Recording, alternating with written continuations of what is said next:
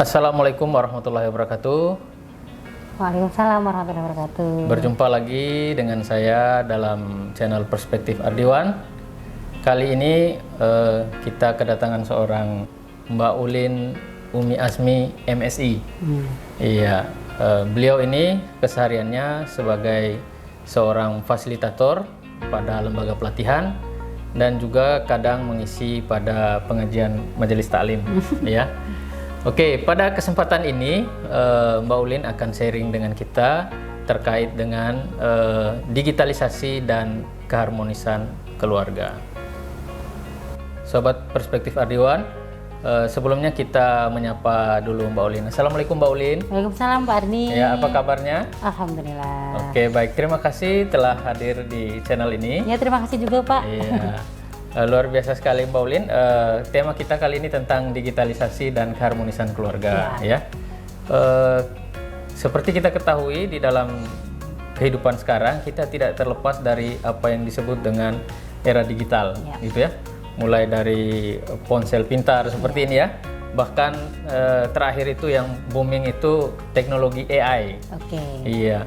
Kira-kira dengan era digital, era ponsel pintar sampai teknologi AI ini, adakah dampaknya terhadap keharmonisan keluarga? Oke. Monggo Mbak Ulin. Ya.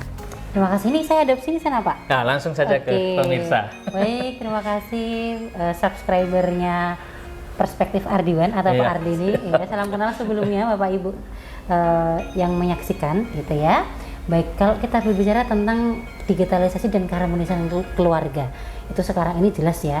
Setiap hari itu gadget ini menempel atau satu hembusan nafas dengan kita gitu Pak. Kita bahasakan bangun tidur pegang gadget, mau tidur pegang gadget lagi. Jadi hampir 24 jam itu kita tidak bisa jauh dari gadget ini. Itu semua anggota keluarga ya? Iya, bisa seperti itu Pak Ardi. Apalagi sekarang kita lihat ya anak-anak kecil juga sudah banyak sekali yang memiliki gadget. Bangun tidur langsung pegang gadgetnya.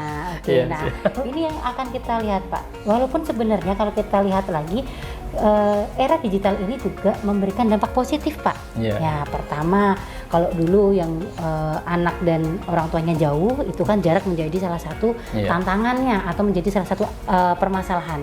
Dengan gadget ini jarak sudah tidak menjadi alasan lagi Pak untuk orang tua dan anak untuk saling berkomunikasi. Ya, dulu saya membayangkan kuliah itu berkomunikasi dengan orang tua itu sulit ya. Kalau sekarang itu mungkin bisa video call dan sebagainya. Ya, satu itu. Yang kedua, kita juga ada kemudahan bagi orang tua ketika ingin memberikan pendidikan kepada anaknya. Ya, gadget ini juga sangat membantu Pak. Barangkali ada para pekerja atau yang sedang bekerja ingin juga berkomunikasi membimbing anaknya, ini gadget ini sangat membantu. Mengoreksi PR, kemudian anak juga bisa bertanya ke orang tuanya dan lain sebagainya. Ini sisi positif yang kedua. Ya, nah yang terakhir Pak atau yang ketiga, sisi positifnya itu ketika ada interaksi yang harmonis antara anak dan orang tua.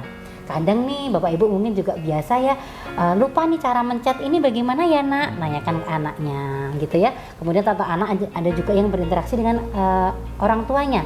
Nah, gadget ini sebagai alat interaksi yang menyatukan keharmonisan keduanya. Ini kalau kita lihat dari sisi positifnya Pak Ardi. Kalau ngomong positif mungkin ada negatifnya ya. Nah, betul. Soalnya berpasangan nih, positif negatif, beriringan. Sekali, iya.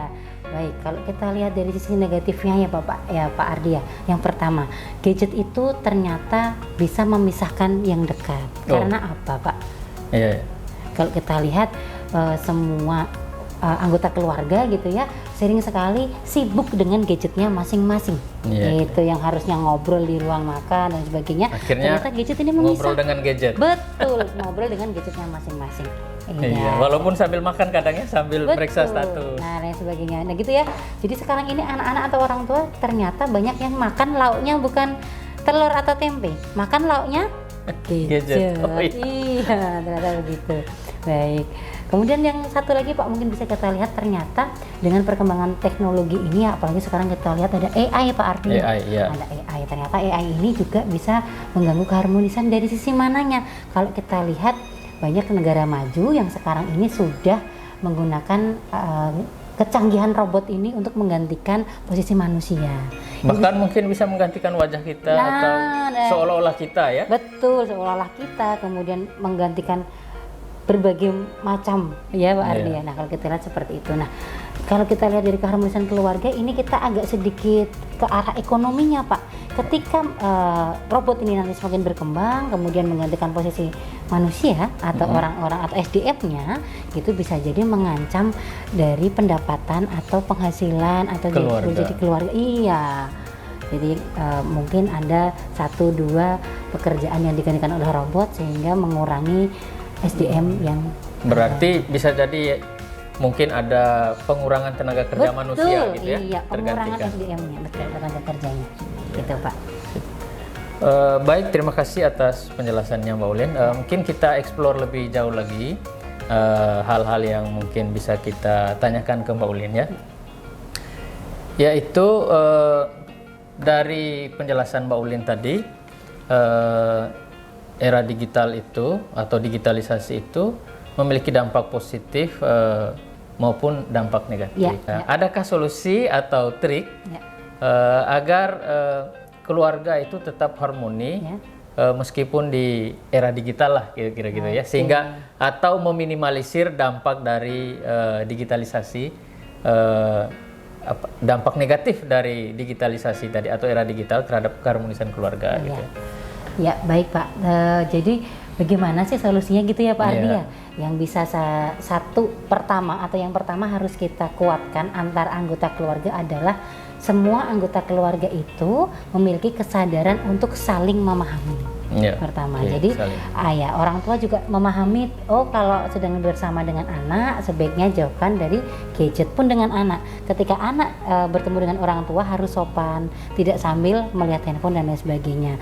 Jadi ada kesalingan di sana Pak. Intinya adalah saling memahami. Iya, saling memahami. Kemudian yang kedua Pak, kita bisa pakai sedikit teorinya dari Emil Durkheim Pak, terkait dengan teori fungsional. Jadi apa sih sebenarnya fungsi dari setiap anggota keluarga? Jadi fungsi dari kepala keluarga itu apa?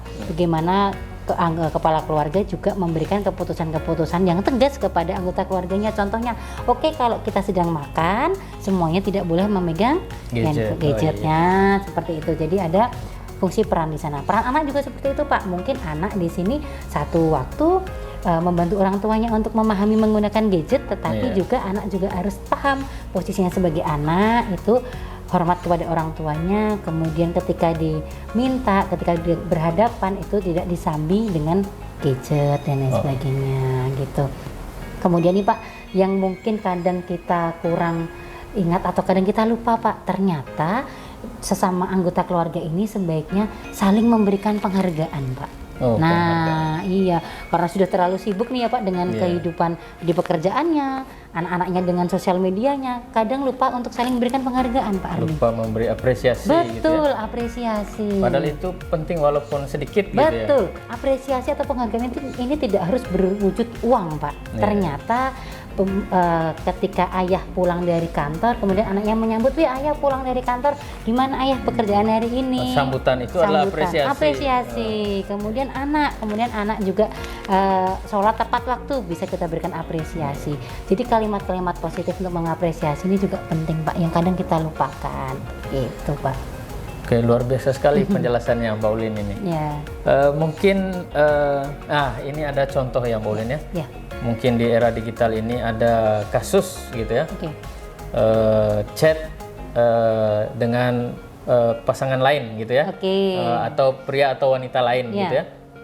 Tapi chatnya ini tidak melalui WA gitu, melalui aplikasi aplikasi pihak ketiga ya, bukan WA atau Messenger dan lain-lain gitu ya. Jadi terus kemudian perlukah kita juga memeriksa kayak HP pasangan atau bagaimana? Itu mohon penjelasannya.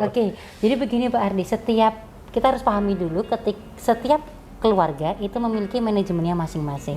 Nah, ada tipikal keluarga yang antara suami dan istri ini sudah memutuskan untuk tidak saling melihat karena sudah ada kepercayaan yang sangat kuat. Tetapi ada juga mereka yang memutuskan untuk saling melihat isi handphone masing-masing. Jadi harus bukan sekedar melihat, memeriksa juga. Melihat dan memeriksa chatnya siapa saja gitu ya. Nah ini pertama harus dibangun antar pasangan dulu. Ketika pasangan sudah memutuskan kita akan memeriksa gitu, berarti bukan sesuatu yang berlebihan ketika Iya. suami atau istri saling memeriksa gitu. Kemudian ketika ada pasangan melakukan chat dengan pasangan orang lain gitu ya, melalui aplikasi bukan chat, ini satu Pak, ini sudah masuk indikasi ketidakjujuran pertama. Karena apa? Atau ketidakjujuran ini bisa kita katakan sudah masuk dalam bentuk perselingkuhan Pak. Karena apa? Selingkuh itu gampang kok Pak. Sesuatu yang tidak ingin diketahui oleh pasangannya itu sebenarnya sudah masuk ke tahap indikasi perselingkuhan. Termasuk tadi menyembunyikan percakapan melalui aplikasi yang aplikasi tersamarkan ya. Betul ya. Jadi dipikirnya untuk memesan transportasi, padahal bisa berguna untuk chat juga. Iya betul Pak. Ternyata semakin canggih ya teknologi itu ya Pak. Oke, luar biasa. Nah, bagaimana kita harus menjadi orang tua bagi generasi Z atau generasi milenial itu sebenarnya? Betul sekali Pak. Sekarang ini kalau kita lihat ya, mungkin yang generasi milenial ini sekarang sudah punya anak, ada juga ya Pak ya? Iya, jadi keluarga milenial dengan anak di era sekarang ataupun orang tua yang memiliki anak di era milenial gitu ya. Yang sekarang perlu kita ketahui Pak, kadang kalau kita terlalu ketat dengan anak, nggak boleh pegang handphone, nggak boleh punya handphone, ini kadang anak dapat bulian juga di sekolah, betul ya Pak ya? Apalagi sekolah sekarang membutuhkan bantuan gadget, komunikasi dengan guru dan lain sebagainya. Salah satunya adalah orang tua sekarang perlu mempelajari aplikasi parental control Pak. Parental control itu seperti apa itu Pak? Jadi aplikasi yang bisa digunakan oleh orang tua untuk mendeteksi atau mengawasi, mengontrol, kemudian nanti bisa menyaring apa saja yang bisa diakses oleh anak kita dengan gadget yang kita berikan. Gitu. Sesuai ini mendukung nih Pak, sesuai dengan penelitian, anak itu kan memang mampu mengelola sosial media atau menerima teknologi itu di atas 14 tahun Pak, khususnya handphone ya Pak ya. Di atas 14 tahun. Iya. Jadi sementara kalau contoh anak saya mungkin usianya kelas 6 SD ya. Belum sampai 11-12 tahun itu mungkin ya Pak sudah menggunakan handphone. Beberapa waktu dia membutuhkan handphone untuk ujian di sekolah misalnya gitu ya.